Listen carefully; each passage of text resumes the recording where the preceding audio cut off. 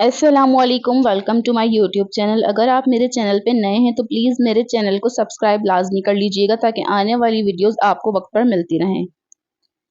سیدنا عثمان ذو النورین، خلیفہ سوم سیدنا عثمان غنی رضی اللہ تعالی عنہ کا تعلق قریش کے معزز قبیلے سے تھا۔ سلسلہ نسب عبد المناف پر رسول اللہ صلی اللہ علیہ وآلہ وسلم سے جا ملتا ہے۔ سیدنا عثمان ذو النورین رضی اللہ عنہ کی نانی نبی اکرم صلی اللہ علیہ وآلہ وسلم کی پھوپھی تھی۔ آپ کا نام عثمان اور لقب ذو النورین ہے۔ اسلام قبول کرنے والوں میں آپ السابقون الاولون کی فہرست میں شامل تھے۔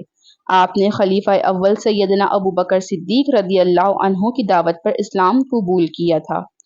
حضور اکرم صلی اللہ علیہ وآلہ وسلم پر ایمان لانے اور کلمہ حق پڑھنے کے جرم میں سیدنا عثمان غنی رضی اللہ تعالی عنہ کو ان کے چچا نے لوہے کی زنجیروں سے باندھ کر دھوپ میں ڈال دیا۔ کئی روز تک علیحدہ مکان میں بند رکھا گیا۔ چچا نے آپ رضی اللہ تعالی عنہ سے کہا کہ جب تک تم اپنے نئے مذہب یعنی اسلام کو نہیں چھوڑو گے آزاد نہیں کروں گا۔ یہ سن کر آپ رضی اللہ تعالی عنہ نے جواب میں فرمایا کہ چچا، اللہ کی قسم میں مذہب اسلام کو کبھی نہیں چھوڑ سکتا اور اس ایمان کی دولت سے کبھی دستبردار نہیں ہوں گا۔ سیدنا عثمان غنی رضی اللہ عنہ اعلیٰ سیرت و کردار کے ساتھ ثروت و سخاوت میں بھی مشہور تھے۔ رسول اللہ صلی اللہ علیہ وآلہ وسلم نے فرمایا کہ جنت میں ہر نبی کا ساتھی اور رفیق ہوتا ہے، میرا ساتھی عثمان ہوگا۔ سیدنا عثمان رضی اللہ تعالی عنہ کے دائرہ اسلام میں آنے کے بعد نبی اکرم صلی اللہ علیہ وآلہ وسلم نے کچھ عرصہ بعد اپنی بیٹی سیدہ رقیہ رضی اللہ عنہا کا نکاح آپ سے کر دیا۔ جب کفار مکہ کی اذیتوں سے تنگ آ کر مسلمانوں نے نبی اکرم صلی اللہ علیہ وآلہ وسلم کی اجازت اور حکم الہی کے مطابق ہجرت حبشہ کی تو سیدنا عثمان رضی اللہ تعالی عنہ بھی مع اپنی اہلیہ حضرت رقیہ رضی اللہ عنہا حبشہ ہجرت فرما گئے۔ جب حضرت رقیہ رضی اللہ عنہا کا انتقال ہوا تو نبی اکرم نے اپنی دوسری بیٹی حضرت ام کلثوم رضی اللہ عنہا کو آپ کی زوجیت میں دے دیا۔ اس طرح آپ کا لقب ذو النورین معروف ہوا۔ مدینہ منورہ میں پانی کی قلت تھی، جس پر سیدنا عثمان رضی اللہ عنہ نے نبی پاک صلی اللہ علیہ وآلہ وسلم کی اجازت سے پانی کا کنواں خرید کر مسلمانوں کے لیے وقف فرمایا، اور اسی طرح غزوہ تبوک میں حضرت رسول اللہ صلی اللہ علیہ وآلہ وسلم نے مالی اعانت کی اپیل فرمائی تو سیدنا عثمان غنی رضی اللہ عنہ نے 30,000 فوج کے 1/3 اخراجات کی ذمہ داری لے لی۔ جب رسول اکرم صلی اللہ علیہ وآلہ وسلم نے زیارت خانہ کعبہ کا ارادہ فرمایا تو حدیبیہ کے مقام پر یہ علم ہوا کہ قریش مکہ آمادہ جنگ ہیں۔ اس پر آپ صلی اللہ علیہ وآلہ وسلم نے سیدنا عثمان غنی رضی اللہ عنہ کو سفیر بنا کر مکہ بھیجا۔ قریش مکہ نے آپ کو روکے رکھا تو افواہ پھیل گئی کہ سیدنا عثمان رضی اللہ عنہ کو شہید کر دیا گیا ہے۔ اس موقع پر 1400 صحابہ سے نبی اکرم صلی اللہ علیہ وآلہ وسلم نے بیعت لی کہ سیدنا عثمان غنی رضی اللہ عنہ کا قصاص لیا جائے گا۔ یہ بیعت تاریخ اسلام میں بیعت رضوان کے نام سے معروف ہے۔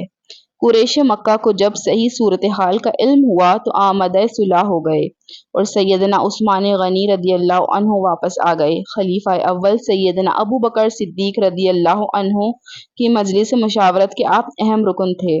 امیر المومنین سیدنا عمر رضی اللہ تعالی عنہ کی خلافت کا وصیت نامہ آپ نے ہی تحریر فرمایا۔